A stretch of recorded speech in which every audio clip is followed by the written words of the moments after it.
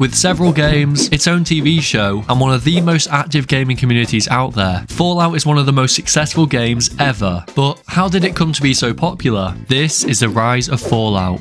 In early 1994, development for the first Fallout game began. For the first 6 months, there was just one developer working on the game. However, as time went on, the team expanded and they released the very first Fallout game in October 1997. The release was a huge success. It scored incredibly well in reviews, and it was critically acclaimed for its open-ended gameplay and some dark humour. But the game had some issues. Despite setting the foundation for one of the most famous game franchises ever, there were some technical limitations. The team struggled to balance depth with memory constraints, and there were limitations of being designed for older hardware with lower resolutions. In December of that year, Tim Kaine announced Fallout 2 and wrote that it should take 11 months. In order to reach this deadline, staff were taken away from development for Planescape Torment, and the team were forced to work overtime. Luckily for them, it wasn't in vain. The game smashed release, achieving 8.9 out of 10 with IGN and GameSpot. It's obvious that Fallout was doing well in its early days, but hope started to be lost not long after.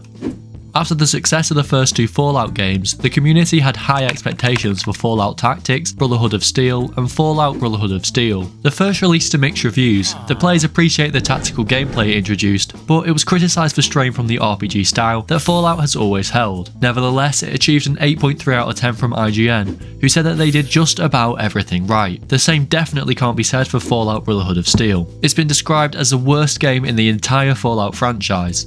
Eurogamer gave it a 3 out of 10 and called it Fallout Brotherhood of Steel, or How to Nuke a Brand. Bit harsh. It received very mixed reviews on Metacritic. IGN said it was fun but flawed, and GMR Magazine said it won't blow any minds or win many awards. This was clearly a very tough time for the Fallout franchise. Thankfully, just 4 years later, everything started looking up.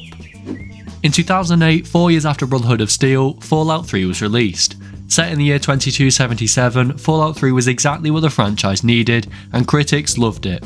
9.6 out of 10 from IGN, 9 out of 10 from GameSpot, 93% from Metacritic. Fallout 3 was highly acclaimed, especially for its story in open world, and just 2 years later, Bethesda came back with Fallout New Vegas. It was praised heavily for its side quests and huge, content-rich world. However, the game carried some technical problems, hindering its performance and reception with critics.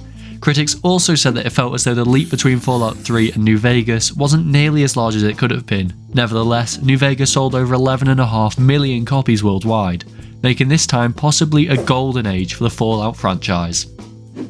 5 years later, Fallout 4 released, making further advancements in the dynamic combat system and introducing new settlement building. Fallout 4 was made using an entirely different engine, the Creation Engine, allowing players to have greater control over character customization.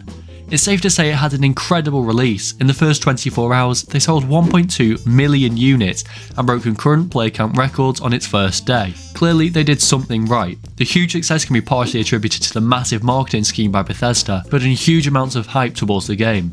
On the 2nd of June 2015, a countdown appeared on the Fallout website, and when it finally ended, the game's trailer was released, and it looked great. Upon release, reviews started rolling in. I'll save my breath and just say there were a lot of 9 and 9.5 out of 10s. Next up was Fallout 76, 3 years later. Initially, it faced some backlash due to a handful of technical issues and a general lack of content.